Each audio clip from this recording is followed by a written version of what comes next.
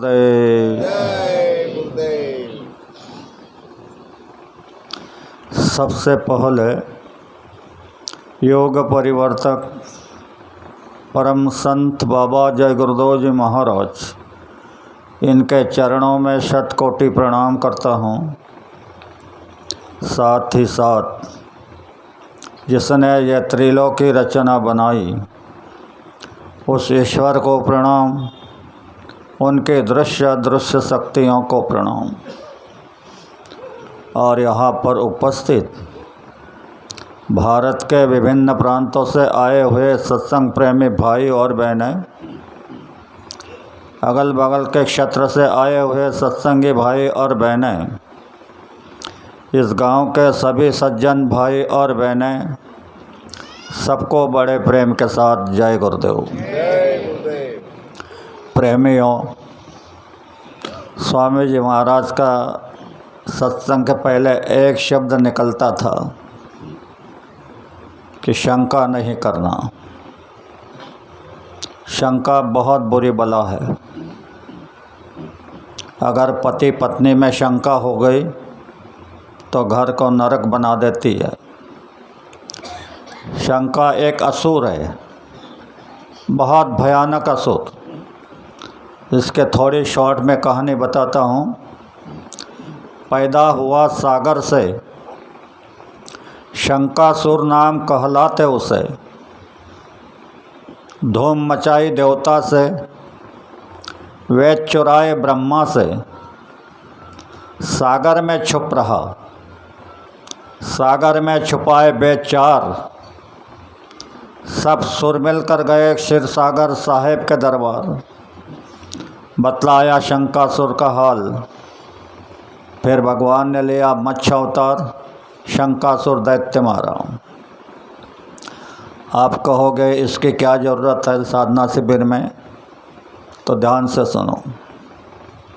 तुम्हारे अंदर भी एक भावनाओं का सागर है, जिसे भवसागर कहते हैं। इसमें भयानक भावनाएं, अच्छी बुरी हर तरह की। तो किसी की भावना से शंका पैदा हो जाती है, और वो शंका पैदा हो गई कि तुरंत उसी भावना में विलीन हो जाती है। फिर उसको वेद समझाओ, पुराण समझाओ, बाइबल समझाओ, कुछ नहीं मानता। इसलिए गुरु महाराज पहले यह कहते थे कि शंका मत करना। तो प्रेमी भाइयों, कल मैं आपको पिंड का विवेचन कर रहा था। यह शरीर के चार भाग होते हैं: पिंड, अंड, ब्रह्मांड और सचखंड।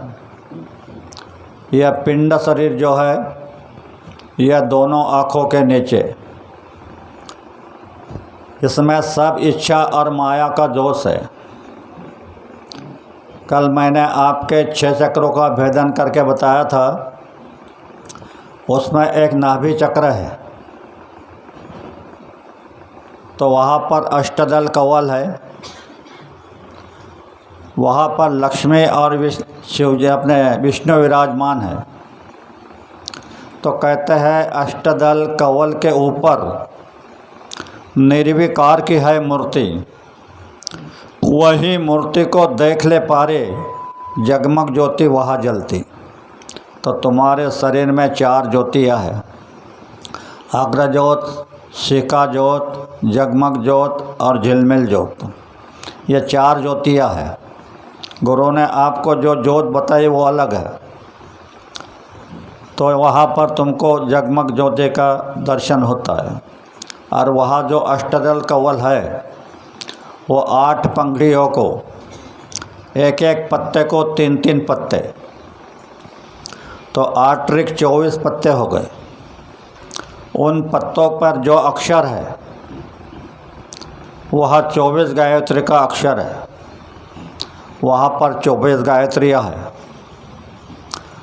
संतों ने, महापुरुषों ने उन अक्षरों को बाहर लाए और उसका मंत्र बना दिया। ओम भृभुवः स्वाहा तत्सवितुर्वरेण्यं भर्गो देवस्य धीमहि धियो यो नः प्रचोदयात्। यह मंत्र बना दिया। यह मंत्र जब ऋषि मुनि योगी जब हवन करते थे तो ज्वाला के लिए माचिस नहीं लगानी पड़ती थी। इस मंत्र का जाप किया तो अग्नि भड़क जाती थी। लेकिन हम आपने हमारे कर्मों से इसको निषेध कर दिया, इसको भ्रष्ट कर दिया। फिर भी अगर आप पालन करोगे तो यह सफलता देता है। तो प्रेमी भाइयों और बहनों, यह जो नीचे 6 चक्र मैंने बताए, इसके ऊपर ब्रह्मांड के 6 चक्र हैं और इन चक्रों के बीच में मातृकाओं का प्रसार है 52 मातृका का। उसमें एक अर्ध मातृका है। कुछ लोग पूछते हैं, भाई शादी में गणेश की पूजा होती है तो शिव और पार्वती की शादी हुई तो कौन से गणेश को पूजा था? तो आधार चक्र पे अर्धमातृका है, उसे चतुर्थ गण अर्धमातृका कहते हैं, यानी उस मातृका की पूजा की थी। यह सारा खेल ईश्वर ने इतने भरपूर माया से बनाया है कि यह पिंड शरीर में माया ही माया, मन और इच्छा का जोश। बातें तो बहुत बड़ी बड़ी करेंगे। ज्ञानेश्वर बताते हैं,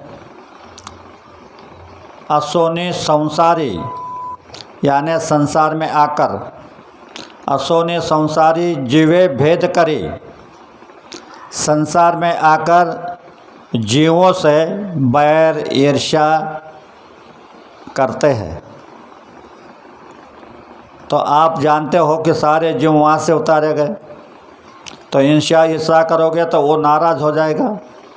कहते हैं जीवों को भेद करी और वेद शास्त्र उभारी बाह्य सदा। और अगर कहीं बैठ गए चाहते करने लगे तो वेदों की, शास्त्रों की, पुराणों की बातें करते हैं। यह सब आज ऐसे हो गया है, लोग ब्रह्म ब्रह्म कहते हैं। यह ब्रह्म क्या है, इसका बहुत गहरा है। कहते हैं ओम ब्रह्म, जिससे प्रकट हुई माया, आदि माया का खेल, जिसने ब्रह्मांड रचाया। जब वो माया खेलन निकली तो रंग रूप समाया। गाय, भैंस, बैल, इंसान, कुत्ता, बिल्ली, कीड़े ये बने। जब वो खेलन निकली तो उसके ये रूप हो गए माया के। जब वो माया खेलन निकली तो रंग रूप समाया। तो धर्मदास ने प्रार्थना की, धर्मदास की यही विनती कि मैं चरणों में शीश नमाता हूँ, तुम इन माया से सचेत रहना। तो प्रेमियों, यह जो तुम्हारे अंदर मन और इच्छा है, तो इसको कहा कि रस्सी लेके माया घूमती, रस्सी लेके माया घूमती, डंडा लेके काल, इनसे तो वही बचे जिनका गुरु है दयाल। अबे दयाल गुरु के बना कोई भी जीव बच नहीं पाएगा, क्योंकि इनका जोश बहुत भारी है। यह माया किसी भी तरह के लालच दिलाती है और फिर इंसान से गलती होती है, और गलती हो गई तो काल पिटता है। यह सब तकलीफ़ जीवों को यहाँ पर हो रही है, पहले तो नहीं होती थी। लेकिन अब ईश्वर ने जाल फैला दिया और तुम हम सबको उसी जाल में फंसा दिया और कर्मों का विधान बना दिया। यह कर्म करोगे तो यह शासन होगा, वो करोगे तो ये शिक्षा होगी, ऐसे कर्मों का विधान बना दिया। अब जब कर्मों का विधान बनाया तो उसके लिए जेल खाना बनाना पड़ा। तो उसने जो जेल खाना बनाया तो 4,84,000 योनियाँ, 4 खाने 84 लाख योनियाँ। अब इसमें 30 लाख स्थावर खान माया ने बनाई, 27 लाख उखमज खान शिवजी ने बनाई, 14 लाख अंडज खान विष्णु ने बनाई, 9 लाख जल के जीव और 4 लाख जारस खान ब्रह्मा ने बनाई। ऐसे ये 4 खाने और 84 लाख योनियाँ, और एक एक योनि में करोड़ों करोड़ों बार जन्म देना। तो ये कितना बड़ा गहरा रास्ता है। कब जाओगे? यह मानव शरीर में ही पार हो सकते हैं, बाकी जितने भी शरीर है वह सब भोग योनियाँ है। तो इसीलिए कहा कि बड़े भाग मानुष तन पावा, सूर दुर्लभ सब ग्रंथन गावा। कहते हैं कि तुम्हें बड़े भाग्य से मानव का शरीर मिला। यह देवताओं को भी दुर्बल है। देवता भी मानव शरीर की इच्छा कर रहे हैं, लेकिन उनके वहाँ के कर्म खत्म होने के बाद वह नीचे आएंगे। पुण्य क्षीणे मृत्यु लोके, जब पुण्य हो जाता है ज़्यादा तो आप स्वर्ग में वैकुंठ में वहाँ पर रुकते हो, लेकिन वहाँ का पुण्य खत्म हो गया तो नीचे आते। इलाहाबाद के कार्यक्रम में गुरु महाराज बता रहे थे कि बोले तुम कई बार ब्रह्म बन चुके हैं। इतना ही नहीं, लेकिन वहाँ पर चिट्टा चल रहा था, कहा कि यह चिट्टा कई बार ब्रह्म बन चुका है। तो आप भी ब्रह्मा विष्णु महादेव बन चुके हो, लेकिन वहाँ पर अपनी ड्यूटी के अतिरिक्त कुछ नहीं। तो ब्रह्मा को आदेश दिया है तुम उत्पत्ति करो, विष्णु को आदेश दिया है तुम पालन करो, और शिव जी को आदेश दिया तुम संहार करो। तो एक बार ये तीनों सोचने लगे, क्या उत्पत्ति करना, क्या पालन करना, क्या संहार करना, इनको ऐसे कैसे रहने दो। कोई नए उत्पत्ति मत करो, पालन करो न संहार करो। तो जाकर के एक गुफा में बैठ गए। तो ईश्वर ने देखा कि ब्रह्मा विष्णु और महेश काम करने को तैयार नहीं है। तो उसने एक ऐसा जानवर बनाया कि जिसको ब्रह्मा ने पैदा नहीं किया था, विष्णु ने पालन नहीं किया था, शिवजी ने ऐसे जानवर का संहार नहीं किया था। और जहाँ गुफा में वो बैठे थे उनके सामने से जाने लगे। उस जानवर के ऊपर 2 कंडे रखे थे और वो उस पर बैठा था। जब वो जाने लगा तो विष्णु कहने लगे, ब्रह्मा जी क्या तुमने ऐसे जानवर को जन्म दिया है? ब्रह्मा कहने लगे, नहीं। तो बोले तुमने पालन किया है? बोले नहीं। तो शिवजी से पूछा तुमने मारा है? तो बोले नहीं। तो फिर ये कौन है, कहाँ जा रहा है? चलो जाकर पूछेंगे। वहाँ गए, पूछने लगे, भैया आप कौन हो, कहाँ जा रहे हो? तो उसने कहा कि भाई ब्रह्मा विष्णु और शिवजी कार्य करने को तैयार नहीं है, तो इसलिए मैं आया हूँ। तो बोले तुम क्या करोगे? तो जो उसके कंडे थे अगल बगल में, उसमें अंडे थे। तो एक कंडे में से एक अंडा निकाला और उसको तोड़ा, तो उसमें से ब्रह्मा विष्णु और महेश तीनों देवता। दूसरे कंडे से एक अंडा निकाला, उसको तोड़ा, लक्ष्मी सावित्री और पार्वती तीनों देवियाँ। तो कहने लगे एक एक अंडे में ये निकलते हैं, तो ये भरे पड़े हैं अंडे। तो कहा जाता है कि इस सृष्टि के पार, उसके पलिकड़े दरक द्वार,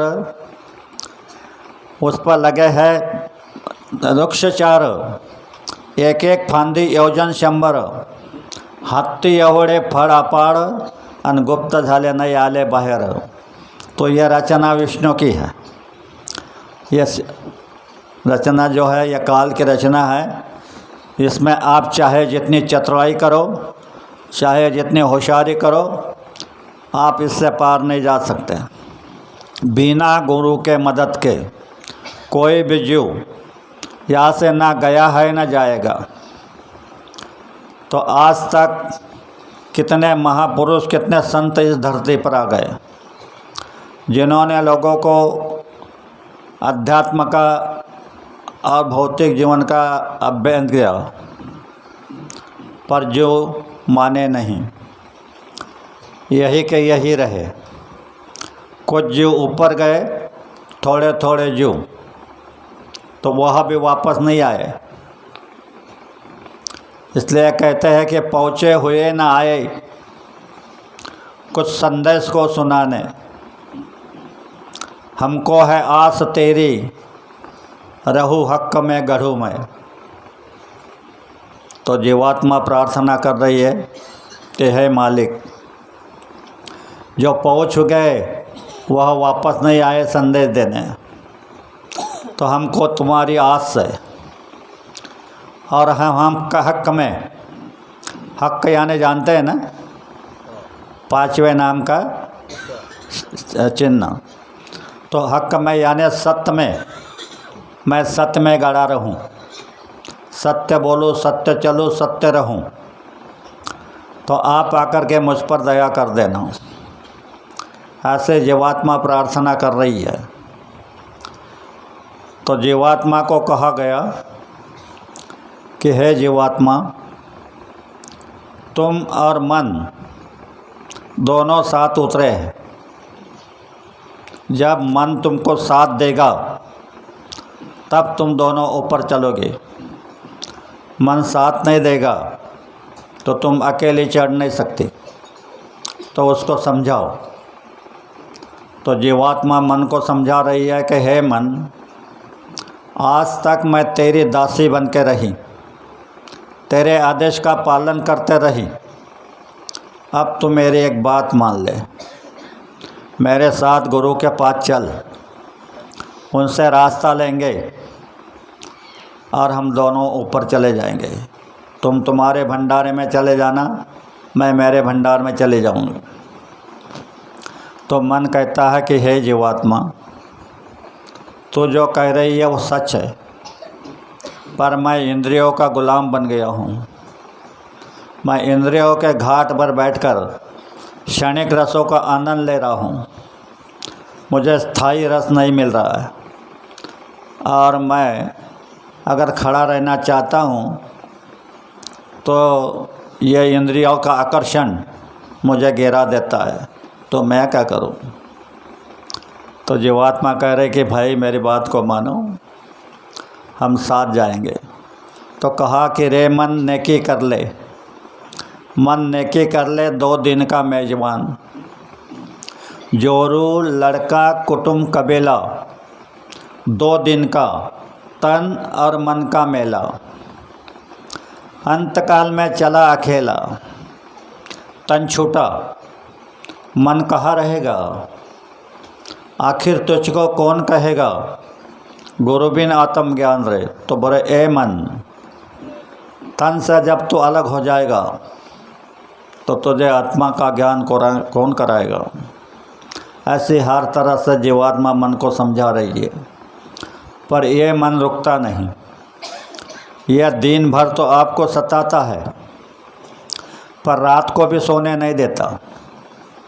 ख्वाब में कहीं नदी पर ले जाएगा, कहीं मंदिर में ले जाएगा, कहीं झगड़ा कराएगा, कहीं गाली गलौज कराएगा, कहीं डंडा चलाएगा। रात को भी नहीं सोने देता। यह इतना ज़बरदस्त शैतान है। इसीलिए मालिक ने शॉर्ट में बता दिया कि मन को रोककर मन को रोक करके अगर आप साधना करोगे तो तुम्हारी साधना बन जाएगी। तो भाइयों, ये काम हम आप नहीं कर सकते। मालिक से प्रार्थना करते रहोगे ऐसे समय में, तो वह सामुदायिक प्रार्थना में खुश हो जाएंगे और दया कर देंगे। उनकी दया हो गई तो तुम्हारे आँख कान खुलने लगेंगे। तो ये जो आँख है तीसरी, ये आँख अपनी ऐसी है, वो ऐसी खड़ी आँख है। तो वह जब खुल जाएगी तब तुम यहाँ का सब छोड़ दोगे। कहोगे कि यह सारा फूल है, इसमें कुछ नहीं। यह समझाने के लिए आज सत्संगी भाई आपको सत्संग सुना सुना करके समझा रहे हैं। गुरु महाराज की दया लेकर के हर जगह गुरु महाराज ने उन जीवों को पैर करके रखा है कि आप इन क्षेत्र में काम करना, तुम इस क्षेत्र में काम करना। तो वो जीवों जो है वो सत्संग सुना रहे हैं, पर जीवों के समझ में नहीं आ रहा, क्योंकि काल की बड़ी जकड़बंद बड़ी बेड़ी है। इन बेड़ियों से पार होना अपनी औकात नहीं है। तो मैं जब आप तो छोटे आदमी हो, लेकिन सबसे बड़ा धरती के ऊपर का योद्धा, ज्ञानी और पुजारी रावण था। 33 कोटि देवताओं को अपने हुक्म में काम लेता था। चारों वेद उनके मुखोद्गत थे। पूजा अगर करता था तो अगर एक फूल कम हो गया तो गर्दन काट के रख देता था।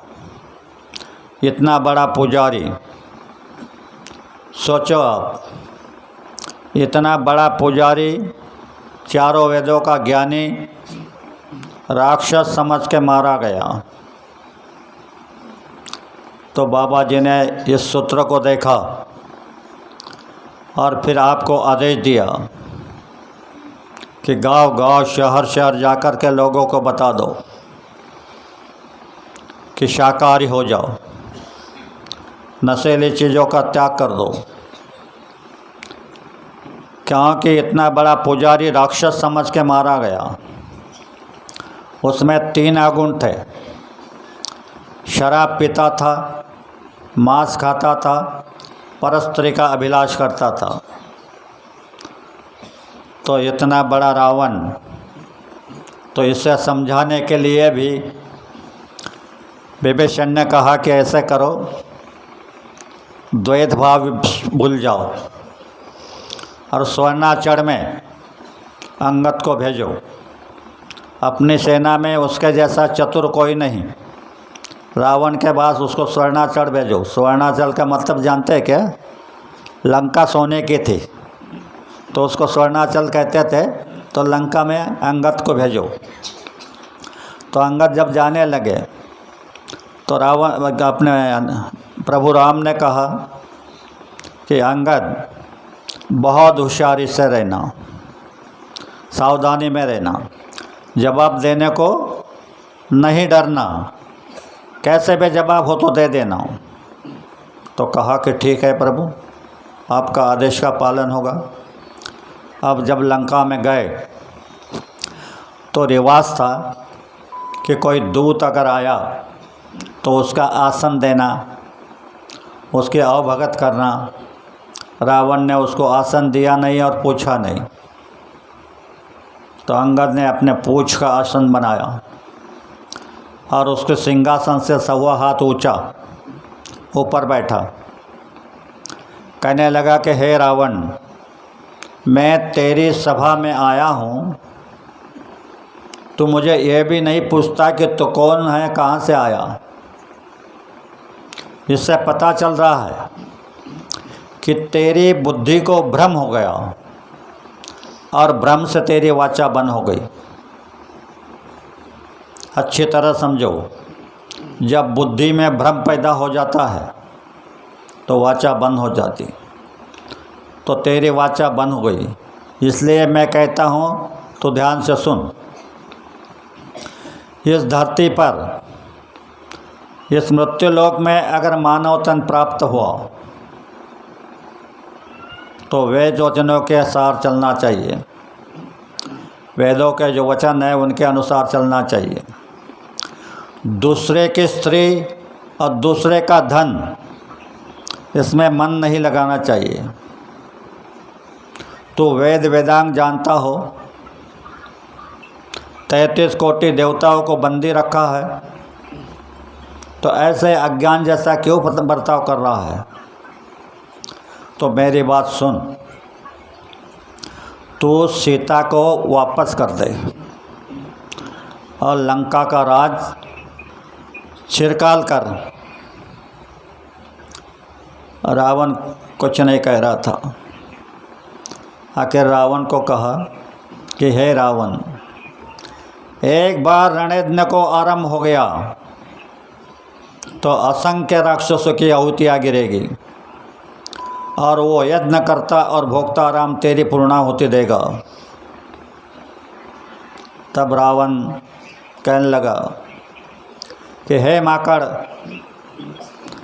तो पत्ते खाने वाला, फल फ्रूट खाने वाला मुझको क्या सिखा रहा है? जिसने तेरे बाप को मार करके तेरी माँ को, सुग्रीव को दिया, उसका तू बदला नहीं ले सका, तो मेरे पीछे आ जा। मैं सुग्रीव, राम, लक्ष्मण को मार करके किष्किंधा का राज तेरे को दूंगा।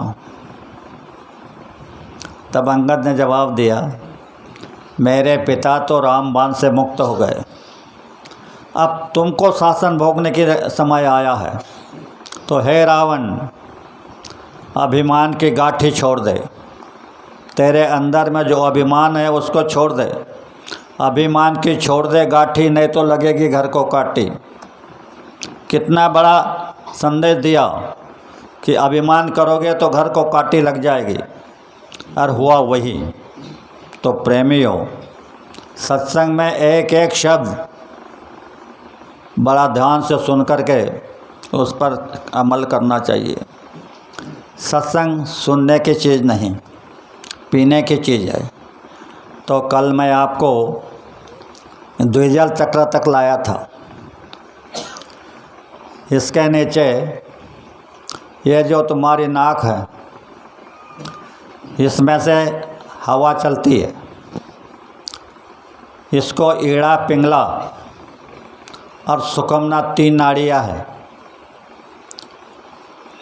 तो बाई, दाई, चंद्र नाड़ी, सूरज नाड़ी ऐसे भी कहा जाता है। तो जब इस पर बहुत कुछ अध्ययन होता है, अगर किसी ने पूछा कि मेरा ये काम होगा, तो देख लेते हैं ऐसे महापुरुष और देखते हैं कौन सा स्वर चल रहा है। चंद्र नाड़ी चल रही, सूरज नाड़ी चल रही, और इसने कितने शब्द पूछे। अगर विषम शब्द पूछते हैं और सूरज नाड़ी चल रही है, तो कह देना कि तुम्हारा काम जल्दी हो जाएगा। और चंद्र नाड़ी चल रही है और सम शब्दों से पूछा, तो कहना कि तुम्हारे काम में देरी होगी। और दोनों बंद है और सुकुमना चल रही है, तो कह देना कि तुम्हारा काम बनने वाला नहीं। तो ये जो है, ये ओम और सोहम, ओम सोहम एक दौरा लगाया। ये जो दोनों चल रहे, तो बोले एक दौरा लगाया। ओम सोहम एक दौरा लगाया, अगले चौक में नाम जपाया। तो जब आप सुन्न हो जाओगे, अंतर्ध्यान हो जाओगे, तो इसकी गिनती है। ये श्वास तुम्हारा ऐसे 12 अंगुल चलता है। मेहनत के काम में, मिथुन के समय में 52 अंगुल चलता है। तो जब ये हमेशा 12 अंगुल चल रहा है, तो इसको आप सम करके अगर 4 अंगुल पे लाए तो कहा जाता है, मुनियों ने ऋषियों ने कहा कि गुरुपुत्र जब मुद्रा लगावे ध्यान उन्मुनि ज्योत जुरे, 4 अंगुल आगे चले तो ब्रह्मा विष्णु से मैत्री करे, मिलना सदा शिव को भजले प्यारे गुरुपद को, गुरुपद को भज लोगे तो ये होगा। और ये जब 2 अंगुल चलेगा तो तुम शिव जी का मिलन हो जाएगा। तो ये जो नाड़ियाँ है इसके ऊपर मैं कहा कि ओंग सोंग दोहरा लगाया, अगले चौक में नाम जपाया, तो वहाँ पर वो धनी अपने नाम का उच्चारण खुद कर रहा है। अगर आप सुन्न होकर के अंतर्ध्यान होकर के सुनोगे तो उसकी आवाज़ हो गई, ना हले जुबाना ओठ, ना जुबान हिलाना ओठ हिलाना, ना हिले जुबाना होठ अनुर्वाचक है ये घोट तो पुरुष वेगड़ा से। तो वहाँ पर अनिर्वाचा 4 प्रकार के वाचा है, परा, पश्यंती, मध्यमा और वैखरी। वैखरी वाचा जो अहम आप बोल रहे हैं इसको वैखरी वाचा करते हैं। मध्यमा जो है तो माध्यम से पता चलता है कि तुम्हारे साथ में इसका कैसा विचार है, बोलेगा नहीं लेकिन उसके रहने गहने से पता चलेगा कि हमारे लिए इसके मन में खुशी है या दुखी है। मध्यमा। पश्यंती देखना, देखने से पता चल जाता है कि हमारे लिए इसके अंतर में क्या है। तो ये हुआ परा, पश्यंती, मध्यमा, वैखरी।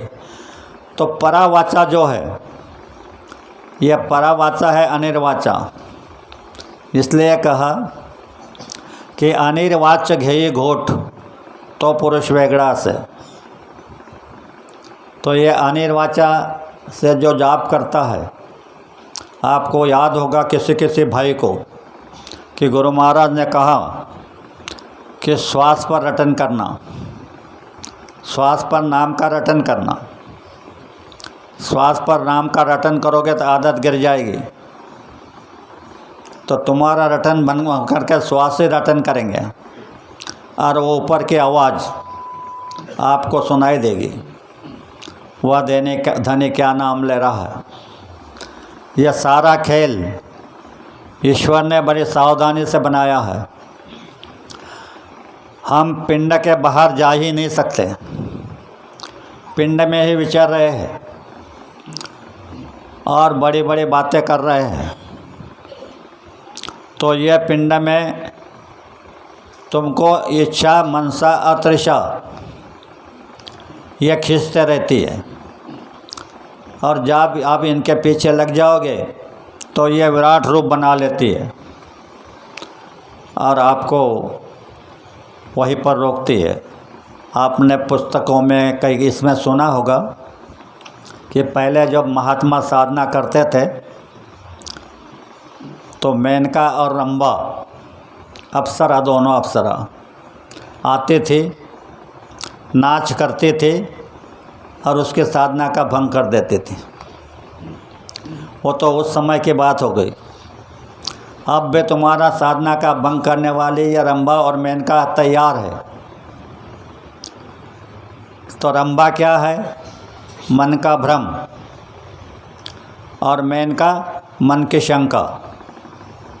तो यह शंका और भ्रम तुम्हारे साधना को विचित्र कर देती है, जमने नहीं देती। इसलिए इनसे सावधान रहो, भ्रम से और शंका से। भ्रम में आ गए तो कोई कुछ भी कहे बात मानोगे नहीं। आप अपना थाम कर लो कि मैं गुरु के तरफ देखूँगा, गुरु के आदेश का पालन करूँगा। जो आप भजन गाते हैं कि गुरु दरिया में नहाना, मन कहीं भूल मत जाना। गुरु दरिया यानी गुरु वचन, बहुत असंख्य वचन हैं, दरिया से भी ज़्यादा। तो उन वचनों को याद करते रहना। गुरु दरिया में नहाना, मन कहीं भूल न जाना। गुरु दरिया का जल सदा निर्मल। गुरु के वचन सदा सदा के लिए निर्मल है, उनमें कोई मिलौनी नहीं। हमारे वचनों में मिलौनी होती है। तो गुरु दरिया का जल सदा निर्मल, पीवत उपजत ज्ञाना। तो उनको याद करने से हमारे अंदर में विकास होता है, उपजत ज्ञाना। गुरु चरण में 68 तीर्थ। कहा कि गुरु के चरण में तीर्थ जाने की ज़रूरत नहीं। गुरु चरण में 68 तीर्थ, गावत वेद पुराना। वेद और पुराण ये बता रहे हैं कि गुरु के चरणों में 68 तीर्थ है। सूर, नर, मुनिवर, पीर और अवलिया, इनको हम बहुत बड़े समझते हैं। सूर यानी देवता, सूर नर, नर यानी अर्जुन जैसे नर, मुनिवर, पीर और अवलिया, यह सब भरम भुलाना। गुरु बता रहे हैं कि यह सब भरम में चले गए, इनको भी उसका पता नहीं लगा। जो पता तुमको दिया है, जो रास्ता तुमको दिया है, वह इनको भी नहीं मिला। तो इतना बड़ा रास्ता जिस धनी ने आपको दे दिया, उसको कैसे भूल जाओगे और कैसे भूलोगे? और आज लोग भूल रहे हैं, इधर उधर भटक रहे हैं। आपको वचन याद नहीं होंगे, वचनों को याद करोगे तो भूलोगे नहीं। गुरु ने कहा है, मैंने जिन जीवों को नाम का दान दिया है, शब्दों को अच्छी तरह समझो। कहा कि मैंने जिनको नाम का दान दिया है, उसमें से एक भी जीव इस धरती पर रह जाएगा तो मैं यहाँ से जाने वाला नहीं। बोले चाहे 400 साल जी लूँगा। तो 400 साल क्यों? 500 क्यों नहीं कहा? 700 क्यों नहीं कहा? 300 क्यों नहीं कहा? 400 ही क्यों कहा?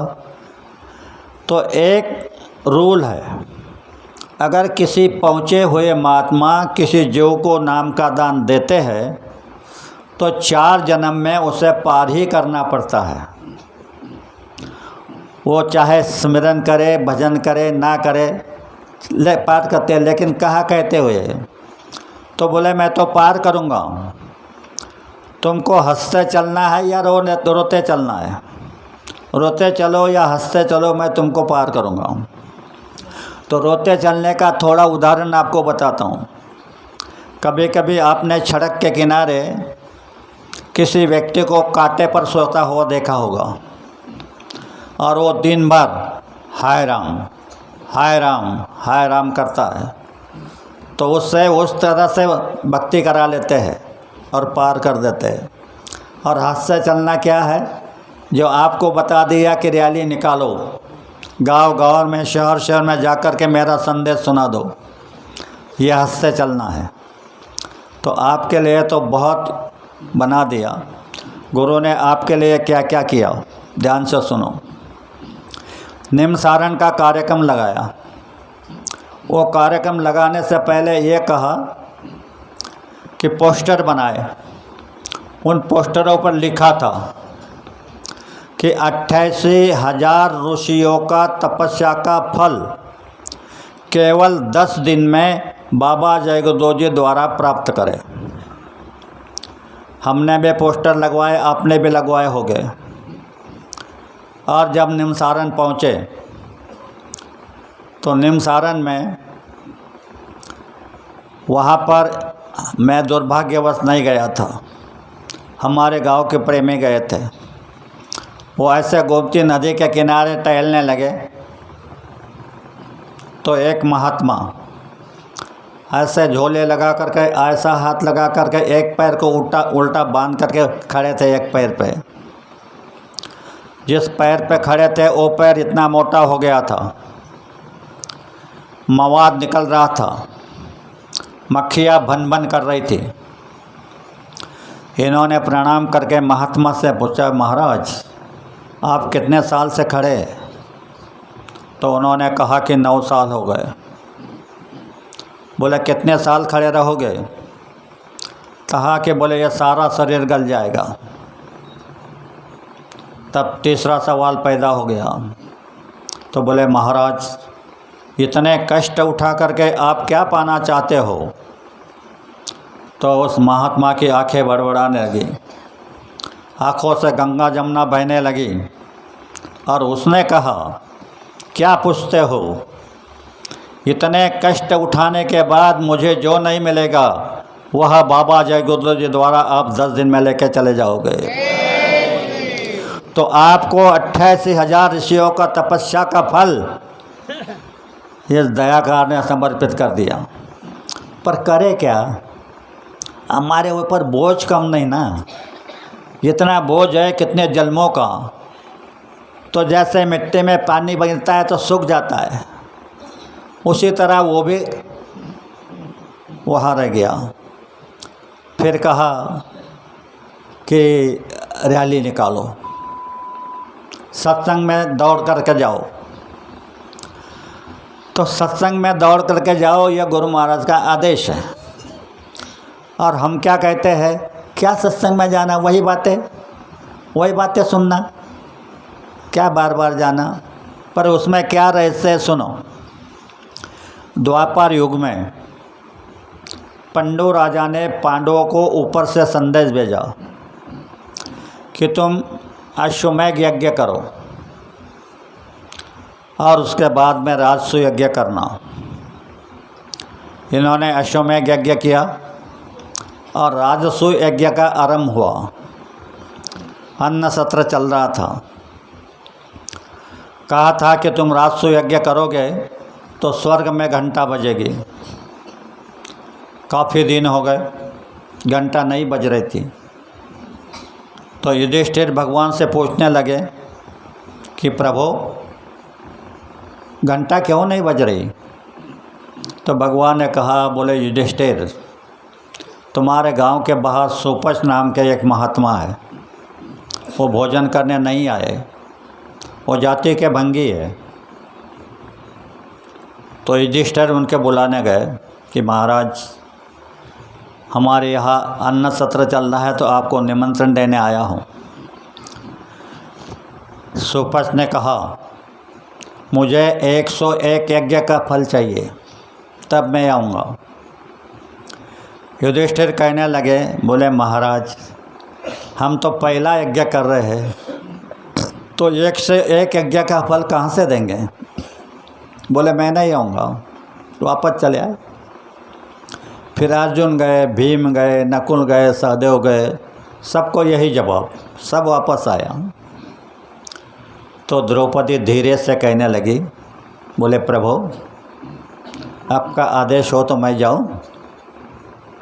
तो युधिष्ठिर कहने लगे, अरे हमारी बात को नहीं माना, तुम क्या करोगे जाके? तो द्रौपदी भगवान से कहने लगे, प्रभु अगर आपका आदेश हो तो मैं जाती। तो भगवान ने कहा जाओ, तुम जाना चाहती है तो जाओ। वहाँ जाकर के उन्हें उस ऋषि को प्रणाम किया और कहा कि बोले महाराज हमारे यहाँ राजसूय यज्ञ चल रहा है तो मैं भोजन के लिए निमंत्रण देने आई हूँ। उसने वही जवाब दिया कि मुझे 101 यज्ञ का फल चाहिए। द्रौपदी ने कहा ठीक है। बोले महाराज आप जैसे महात्माओं ने कहा है कि संत दरस को जाइए तज ममता अभिमान, जो जो कदम आगे बढ़े कोटि यज्ञ समान। तो मैं यह ममता को, अभिमान को छोड़ करके आपके दर्शन को आई हूँ। तो कितने कदम चल के आए हूँ, कितना यज्ञ का फल मेरे खाते में जमा हो गया। तो तुम 101 यज्ञ का फल ले लो और चलो। तो सुपच को आना पड़ा। तो यही बात है तुमको जो सत्संग में जाने के लिए बाबा जी बता रहे हैं। तो सत्संग में स्वामी जी हाजिर नाजिर होते और उनके दर्शन को जाना है, लेकिन ममता और अभिमान को तज के, तुम ममता और अभिमान को तज करके आओगे तो तुम्हारे एक कदम में 1 कोटि यज्ञ का फल तुमको मिलेगा। तरह तरह के कई उपाय गुरु महाराज ने बना करके रखे हैं, पर हम अज्ञानता में समझते नहीं। और गुरु ने खाली कह दिया और कहा कि तुम साध का संग कर लेना, वह तुम में कूट कूट के भर देगा। कहा पहले तो ले लो संत शरण, पहले संत की शरण लेने के लिए कहा। संत शरण यानी पहुँचे हुए महात्मा से नाम का दान लेना, यह हो गई संत शरण। आपको तो संत शरण मिल गई। फिर कहा करो साध संग। तो अपने ये लिखते हैं कि घड़ी में घड़ी आदि घड़ी, आदि में पुनियाद, तुलसी संगत साध की कटे कोटि अपराध। साध की संगत करोगे तो एक क्षण एक पल करोगे तो कोटि अपराध खत्म हो जाएंगे। कहाँ जानते हैं आप? उन्होंने तो ये योजना बना करके रखी है, जगह जगह हर राष्ट्र में साध को प्रेर के रखा है। पर काल ने ऐसा जाल फैला है, ना साध जानता है मैं साध हूँ, ना लोग जानते हैं यह साध है। ऐसे अंधेरे में चलता है। तो भाइयों, नहीं कुछ जानते हैं तो कम से कम जहाँ सत्संग का मालूम होता है वहाँ दौड़ के चले जाना, तो कम से कम आपको यज्ञ के फल मिलेंगे, तो तुम्हारा कर्म कटेगा। कोटि पाप कट जाए, भजन कर ले एक घड़ी। यहाँ पर आप 4 घड़ी भजन कर रहे हैं, एक घड़ी भजन करोगे तो कोटि पाप विनाश हो जाएगा। कई प्रकार के रास्ते गुरु महाराज ने निकाले हैं। तो भाइयों और बहनों, आपको सत्संग की सख्त ज़रूरत है, पर जब तक आप साध संग नहीं करेंगे तो सत्संग के वचनों को समझ नहीं पाओगे, क्योंकि उनके वचन अटपटा होते हैं, उसको समझना बड़ा मुश्किल होता है। ये जो साध प्रेर के रखे, इनको मालिक दया से समझा देते हैं और वो आपको समझाते हैं, पर बीच में उसने चालाकी करके रखा है। हर शरीर में काल को बिठा करके रखा है, और वह काल बातों को समझने नहीं देता। और दूसरी एक बात, उसने वादा कर लिया है कि तुम्हारा एक व्यक्ति संत मत चलाएगा तो मेरे 12 लोग काल मत चलाएंगे। आप काल मत को क्या समझोगे? उदाहरण के लिए थोड़ा सा उदाहरण देता हूँ। ऊपर में सूरज है, उसको देखोगे तो दिखेगा सफ़ेद है, गोल है, और वही सूरज का प्रतिबिंब जब पानी में गिरेगा तो वही भी सूरज कहेगा देख करके मैंने सूरज को देखा, कैसा है? सफ़ेद है, गोल है।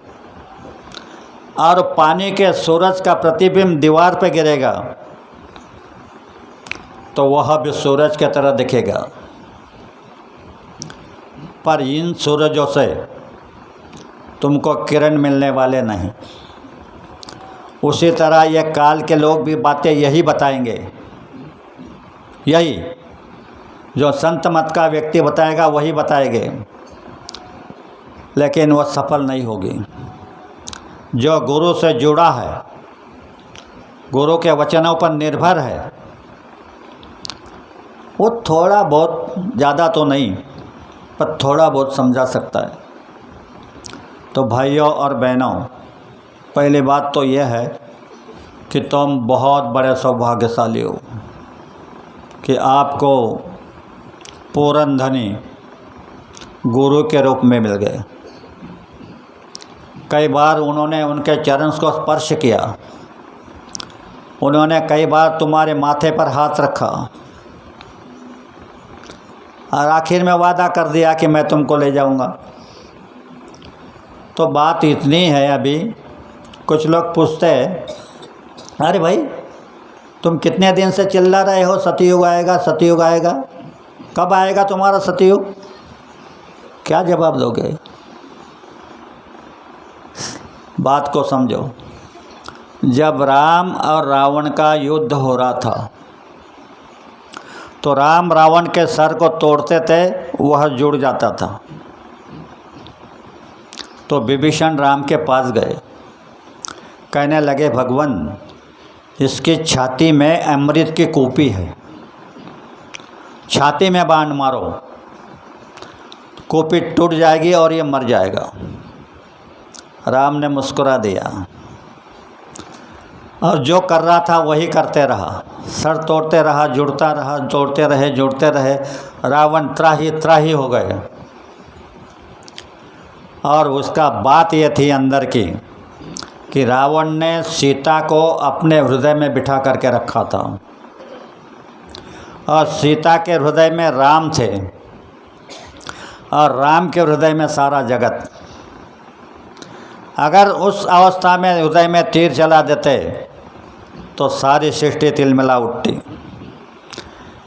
इसलिए जब स्वर तोड़ते रहे, जोड़ता रहे, तोड़ते रहे, जोड़ता रहा तो त्राही त्राही हो गया। फिर रावण कहने लगा मन ही मन, इस दायन ने, सीता को दायन कहा, इस दायन ने मेरे बड़े बड़े वीरों को मार दिया, मेरा मेघनाथ मार दिया, इसके लिए मेरा सर्वनाश हो गया। उन्हें सीता को हृदय से बाहर कर दिया और जैसे भी सीता को हृदय से बाहर किया, राम ने हृदय में तीर चला करके रावण को गिरा दिया।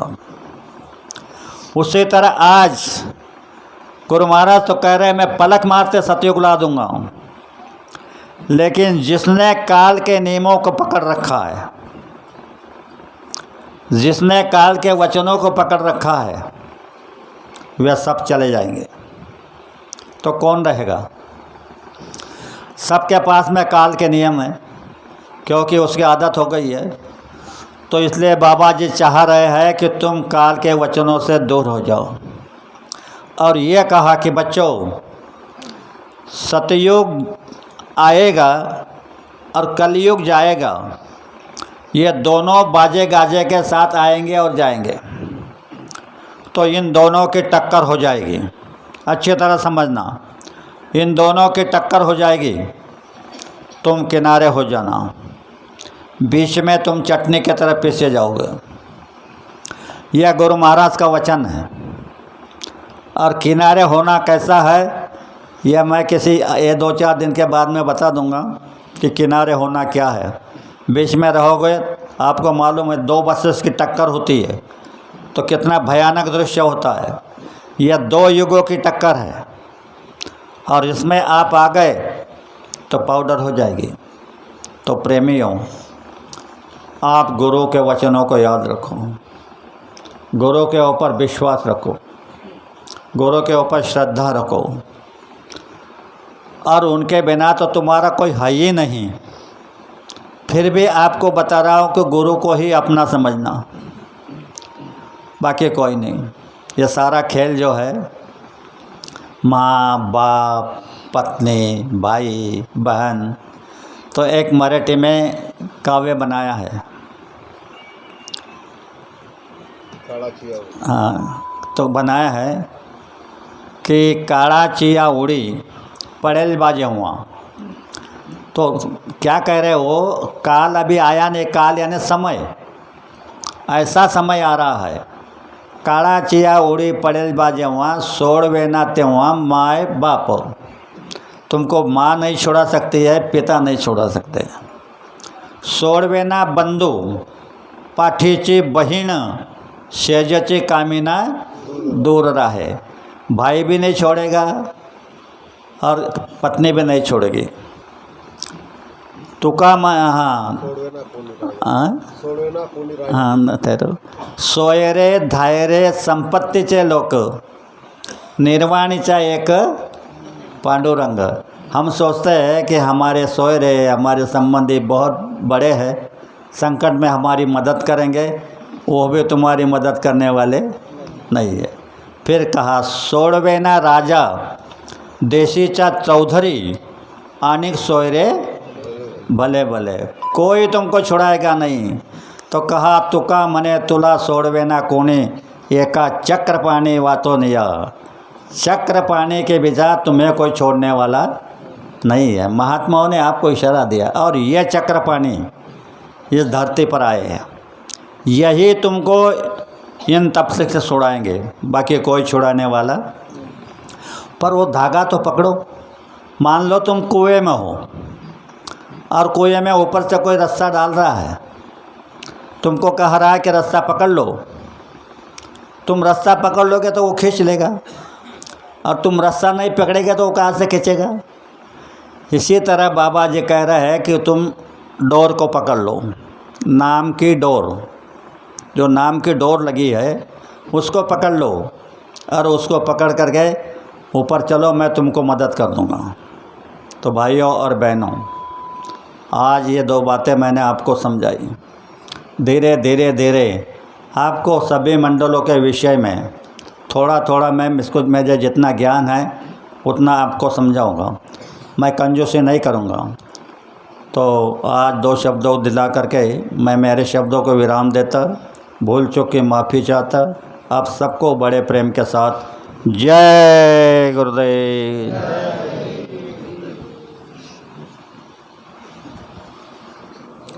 जय गुरुदेव। अभी एक राष्ट्र वंदना होगी, उसके बाद आरती होगी, आरती के बाद प्रसाद का वितरण होगा। जय गुरुदेव।